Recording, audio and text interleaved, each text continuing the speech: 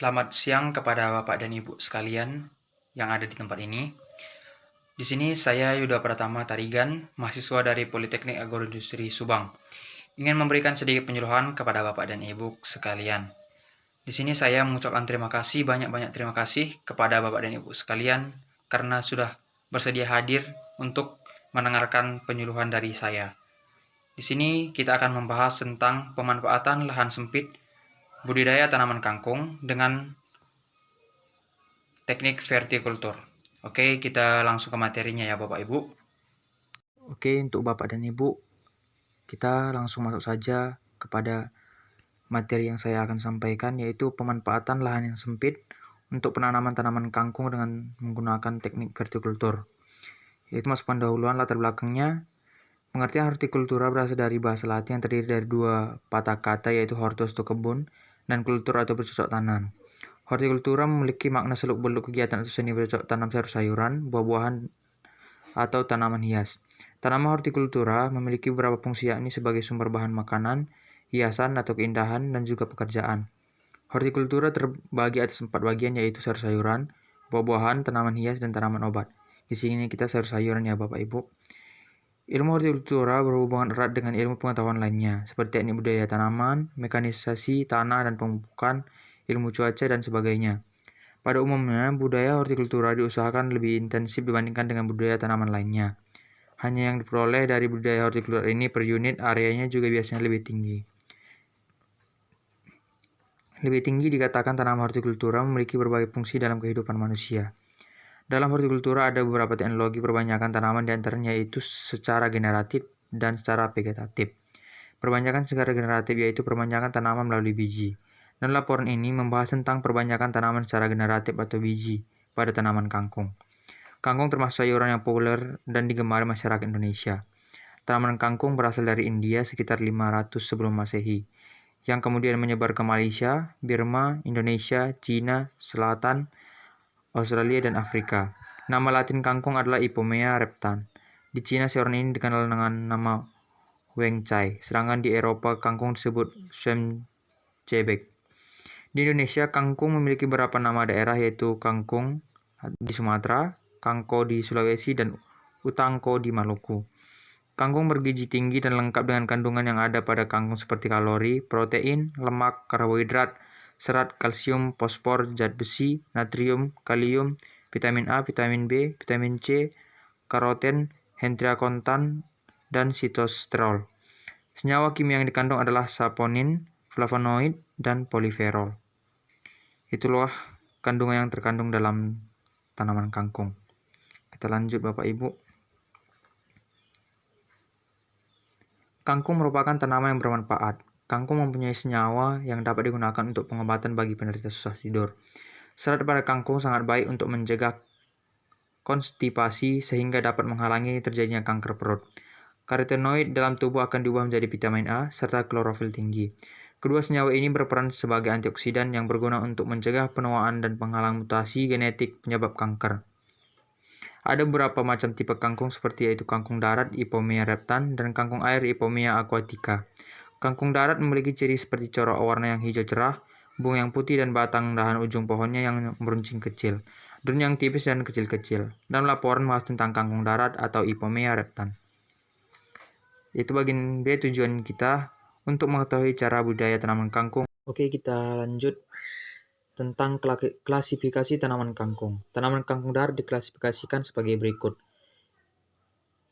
Kingdom Plantae atau tumbuhan, Subkingdom Trichobionta atau berpembuluh, Superdivisi Spermatophyta atau menghasilkan biji, Divisio Magnolophyta atau berbunga, kelas Magnolopsida atau berkeping dua atau dikotil, subkelasnya Astraidae, ordonya Solonales, familia Convolucae atau suku kangkung-kangkungan, genusnya Ipomea dan spesiesnya Ipomea reptan Poir. Morfologi tanaman kangkung. Kangkung merupakan tanaman yang dapat tumbuh lebih dari 1 tahun. Tanaman kangkung memiliki perakaran tunggang dan cabang-cabang akar menyebar ke semua arah. Dapat menembus tanah sampai kedalaman 60 hingga 100 cm. Dan melebar secara mendatar pada radius 150 cm atau lebih, terutama pada jenis kangkung air atau Juria 2007. Batang kangkung bulat dan berlubang, berbuku-buku, banyak mengandung air atau herbaceous. Dari buku-bukunya mudah sekali keluar akar, memiliki percabangan yang banyak, dan setelah tumbuh lama batangnya akan menjalar. Kangkung memiliki tangkai daun melekat pada buku-buku batang dan di ketiak daunnya terdapat mata tunas yang dapat tumbuh menjadi percabangan baru.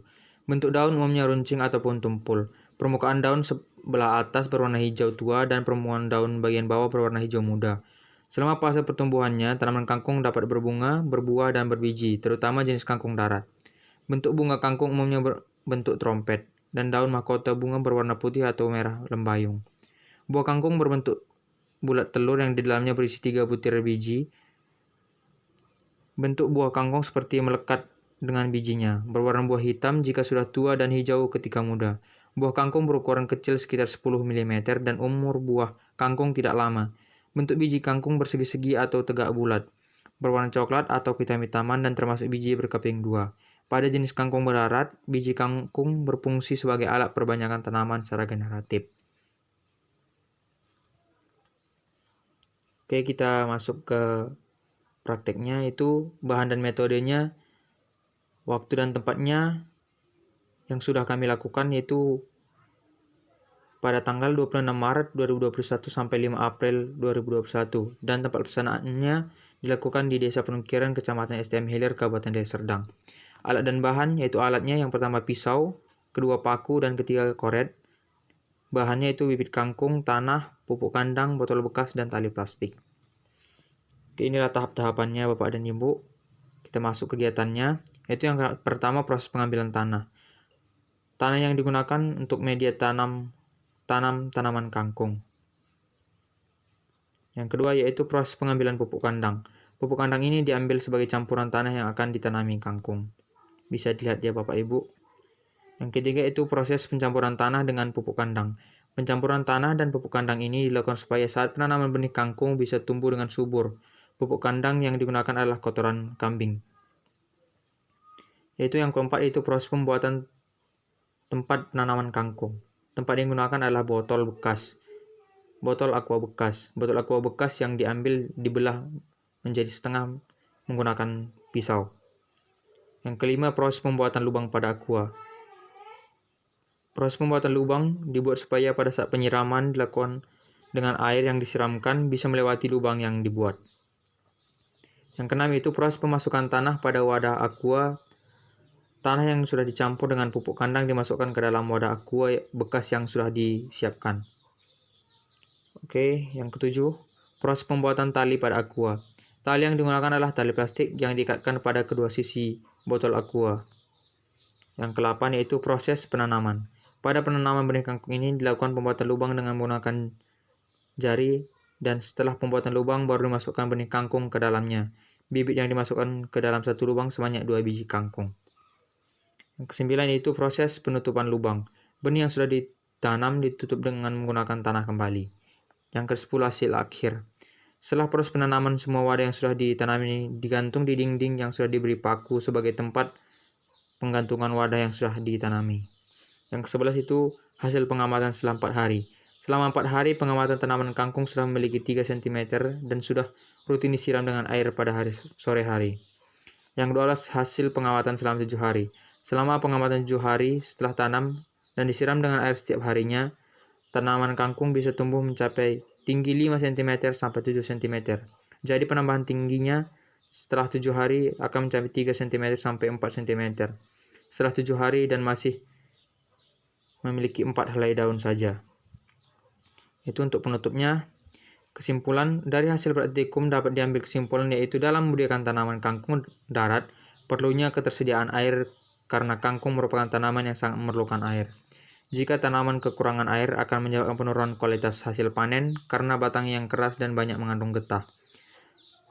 Dan pada saat penanaman kangkung diharapkan supaya menambahkan pupuk kandang dan mencampurnya dengan tanah supaya mendapatkan hasil yang lebih efisien.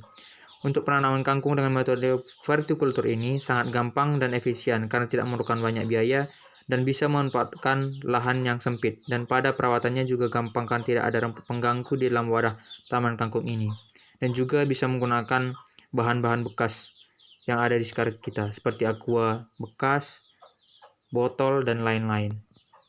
Itulah materi yang dapat saya sampaikan. Terima kasih. Itulah tadi materi penyuluhan yang bisa saya sampaikan.